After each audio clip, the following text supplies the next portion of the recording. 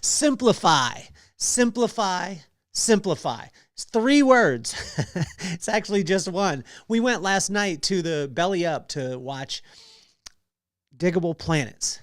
And my buddy Will, my best friend in the entire world, invited me. I got a chance to go. It was unbelievable. But what it did is it took me back and it simplified and it helped me to realize how much I love music, how much I love hip hop, and how simple things can be. My wife and I just sat and we watched, and it was unbelievable. This lyric hit me, which was, "We be to rap what key be to lock, because I'm cool like that."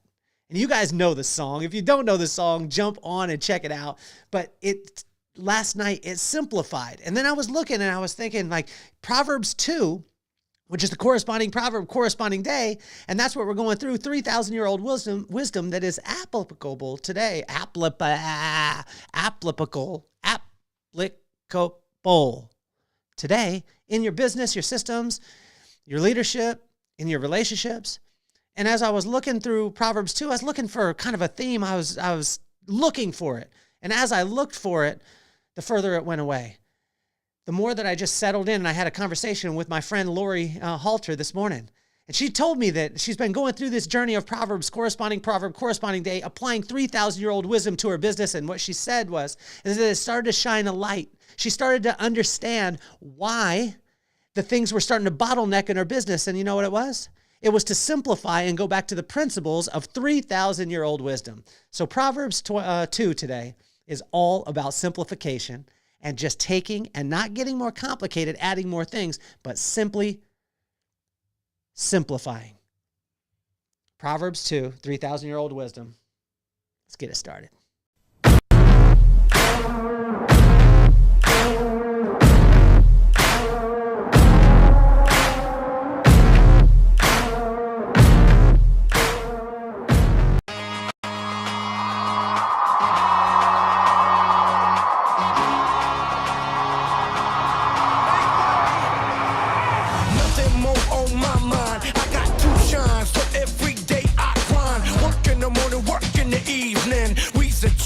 Cause we believin', it's for certain, we put the work in.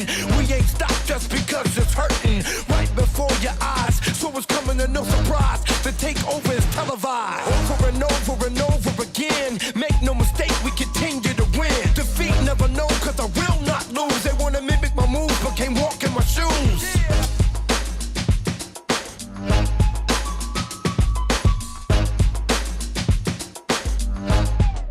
Welcome back to another episode of Unscripted. We're doing the corresponding proverb, corresponding day. It is February 2nd, and this is the day when most of the time we're a little fatigued. We're a little bit weary.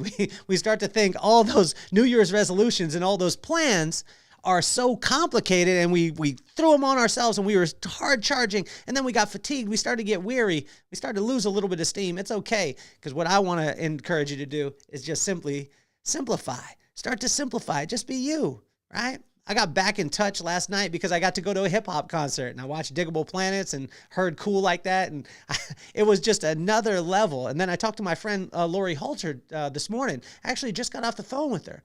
And when she began to talk to me about the ancient wisdom, the 3,000-year-old wisdom from Proverbs, it wasn't something shiny. It wasn't us chasing rabbits, but it was just that simple wisdom. And she started to apply it. And when she started to apply it, things started to become clear. I want to encourage you, Lori, because you're on the right track. Here we go. Today, we're going to talk about wisdom, understanding, insight, knowledge, discretion. Again, we're going to simplify. We'll go through 4 things, the blueprint of wisdom, the payoff, the protection that it brings, and finally, just to keep it gangster. So the blueprint in Proverbs 2, it's unbelievable because when I look at this yesterday, in Proverbs 1, it really took us down a line and said, this is the way that you beat everyone all the time. And it gave us that. And then it simplified it even more by just looking at the verbs, the action words in these sentences. And this, God opened up this to me a couple months ago. And he said, stop looking at all the sentence, start looking at the verb. Because if you take the verb out, then there's no action in it. And if you don't apply the things that God has given us, then it ain't going to work anyway. And here we go. In verse 1, it says, my son, if you accept my words and store up my commandments within you. accept and store up. Imagine this. You can't store it up. You don't want to store it up until you accepted it. You don't want to accept it until you understand it.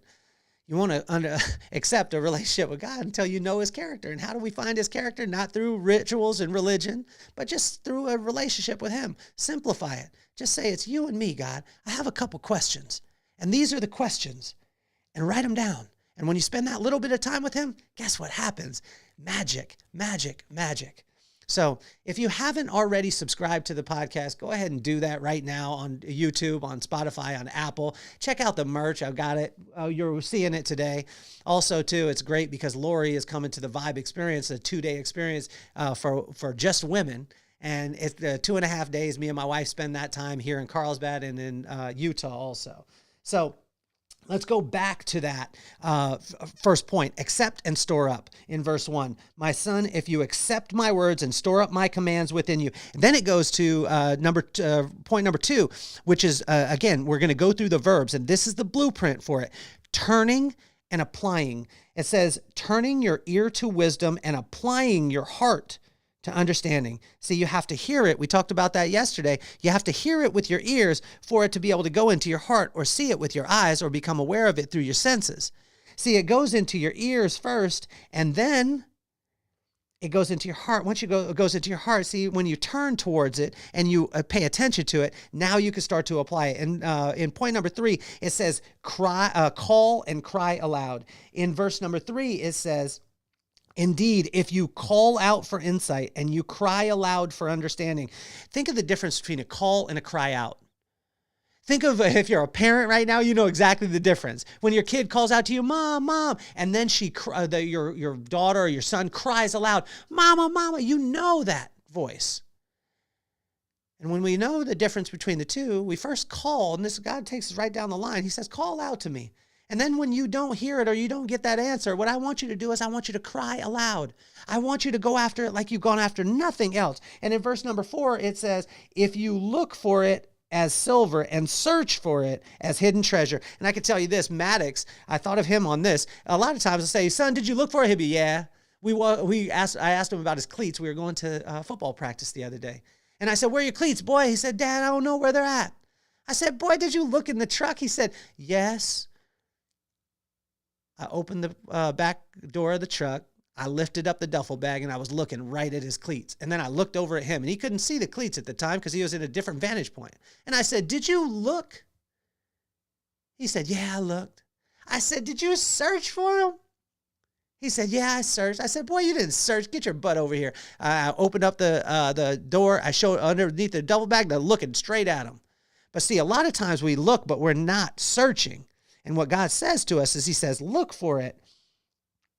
Look for it as for silver and search for it as hidden treasure. And then in verse number 5, it says, then you will understand and fear the Lord and find the knowledge of God. Watch this. Once you start to understand it, then you'll find it.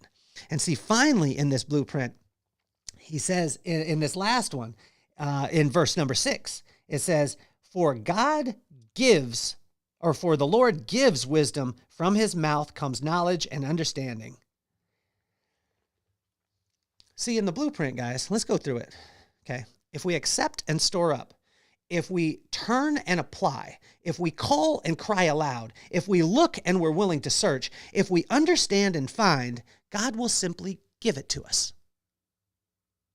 But he wants us to understand all those verbs. Here's the payoff for it. In point number 7, which is in verse 9 through 11, Proverbs 2, verse 9 through 11. I loved this because it said, then you will understand what is right and just and fair, every good path. For wisdom will enter your heart, and knowledge will be pleasant to your soul.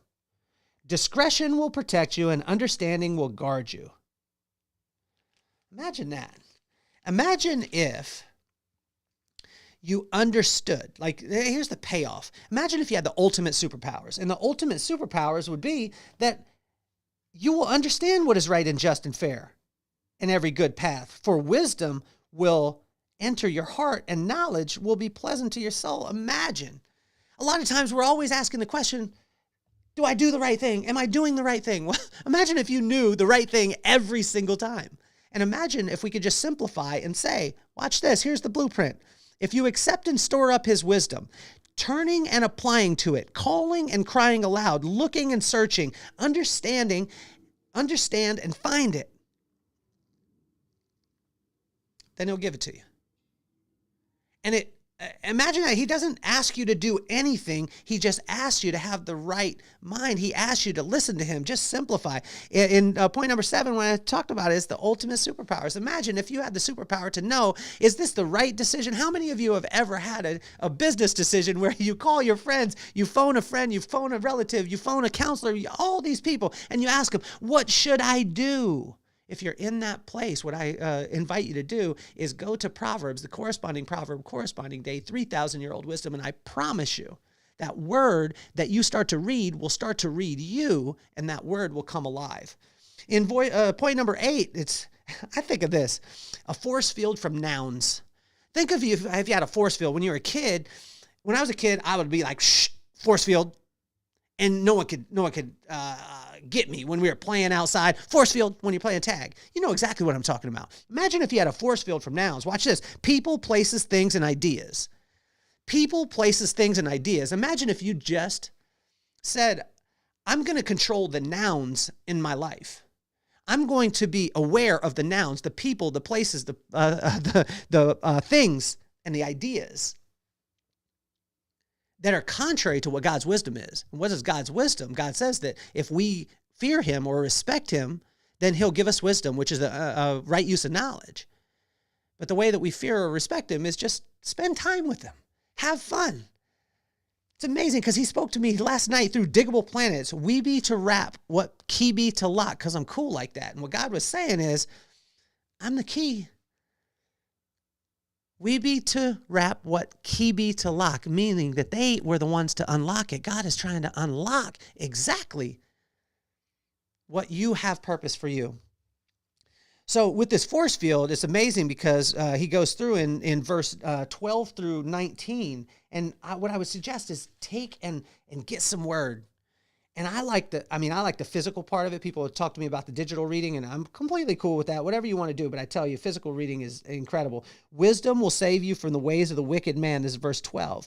From the men whose words are perverse, who have left their straight paths to walk in dark ways, who delight in doing wrong and rejoice in the perverseness of their evil, whose paths are crooked and who are devious in their ways. Wisdom will save you also from the adulterous woman, the wayward woman with her seductive words, who has left her partner of her youth and ignored the covenant she has made before God. Surely her house leads down to death, and her path to the spirits of the dead. None who go to her return or attain paths of life. And I just want to say this. My wife said to me one time, we're sitting on the beach, and she's like, why is God always talking about, why is the Bible always talking about the fact that women are wrong? And why are you always making us to be the bad one? We ate the apple. We did this. The adulterous woman, the wayward woman. And what God revealed to me, I was like, look, God, I had a conversation with him at that time. And I said, look, you got to tell me because my wife is mad at me right now. And I sat down and I asked the question. I said, God, why is it that all the time it talks about adultery, waywardness, the woman, and all these things? And then God said, he said, you know what? It's a representation. It has nothing to do with the literal sense of it. It's a figurative sense of anything in between me and you. That is the adulteress. You're committing adultery. This is what he was saying to me. You're committing adultery, son, when you're putting anything above me. And imagine that. Imagine if you just had a right relationship with God, which just means that you spend time with him, and anything that came in between his wisdom and you thought of adultery. That was mind-blowing. Plus, I went back to my wife, and then, Brooklyn, if you guys know her, she was like, psh, still talks about women a lot. And she just gave me a hard time, but she keeps it light. Here we go, guys. Imagine if you had a force field from nouns, which is people, places, things, and ideas. And as we finish up today, I say this, right? So keep it simple. When we simplify, when we look at the blueprint, let's go back over it. And when you accept and store up, when you turn and apply, when you call and cry aloud, when you look and search, when you understand and find, God will give you the wisdom that you need. And then he'll bless you with circumstances that you don't like that much so you could apply all the wisdom that he gave you. My wife and I laugh about this all the time because people will pray, like we'll pray for patience, then God gives us the opportunity to be able to exercise patience. It's not going to take you away from circumstance, but what it is going to do is it's going to give you the opportunity to be able to look at those circumstances and apply wisdom to it. And when you apply wisdom, just like what Lori Halter is doing right now, you start to get clear. Tears start to flow down, and you start to say, wow, how can I do this in a right way? What is right? It's just what God has you to do at that particular time. In point number 9, I just wrote down gangster ways, because I find that in my relationship with God is he always has gangster ways, meaning that he says, just simplify. I'm going to give you the blueprint. I'm going to show you the payoff. I'm going to show you how to protect yourself and what to protect yourself from. And then you know what? I'm going to keep it gangster. When I say keep it gangster, like when somebody's gangster, they don't worry about nothing. They stay calm. They don't react to circumstance. Why? Because they know they can get through those things. My brother is one of the baddest gangsters I've ever met in my life. And when I say that, it's the most endearing term, because when tragedy hits, when, upheaval, anything like that, any kind of circumstance, my brother's like, yo, we got this. I think about my wife too. When things hit, my wife says, baby, it's going to be okay. But why? Because she keeps it gangster. In verse 20 through 22, as we finish up, thus you will walk in the ways of the good and keep to the paths of the righteous, for the upright will live in the land and the blameless will remain in it. But watch this. This is how he keeps it gangster, because he's like, I'm keeping it real right here. But the wicked will be cut off from the land and the unfaithful will be torn from it. Ask yourself, do you want to keep complicating it up? That's what I've done for years and years. I wanted the comprehensive plan. And what God kept saying is the comprehensive plan is Matthew 6:33. Seek ye first the kingdom of God and his righteousness, and all else will be added on. If you fear me, I'll give you wisdom. Wisdom is the right use of knowledge, but then I'll bring knowledge to you, and then you can use that knowledge because you have wisdom. And with that knowledge, then I'll bring you insight. And with that insight, then I'll bring you instruction. And with that instruction, then I'll bring you discretion. And with discretion, then I'll bring you discipline. And with discipline, I'll bring you strength. And then that strength will lead you right back to the fear or respect of me, which will mean that you just understand my character. And when you understand my character, it means that we're spending time together. Today, God wants to spend time with you. That's it. He just wants your attention. And he just wants you to simplify that relationship, not through the rituals, the religions, the routines, all those things. He just simply says, I want you to sit back right now. I want you to take a breath. I want you to exhale and realize that I built you for this exact moment, because it's my will, my plan, and my timing. That's what God is saying to you. And he just wants you to be able to settle back in and realize that if you are getting weary, it's because you're carrying something that you're not designed to carry. I want to thank you guys all for hanging with me on Unscripted. I want to encourage you to simplify. Make sure that you subscribe, you click the links, you comment, put up a prayer request if you would like to. Check out the merch. Also, we got the Vibe Experience. We got the Vibe Community. We got the Daily Vibe, which is a complimentary one. And then we got a Pay for Play that is the Vibe Community. I want to thank every single one of you, and I want to encourage every one of you to simplify today. Take some stuff away, settle in, and realize that God has you exactly where he needs you to be at the exact right time. And if he needed you someplace else, he'd have you there.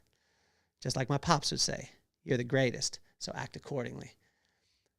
Proverbs 2, 3,000-year-old wisdom, corresponding proverb, corresponding day. My name is Kelly Cardenas, and I'm officially off the hot seat. Peace, love, and soul.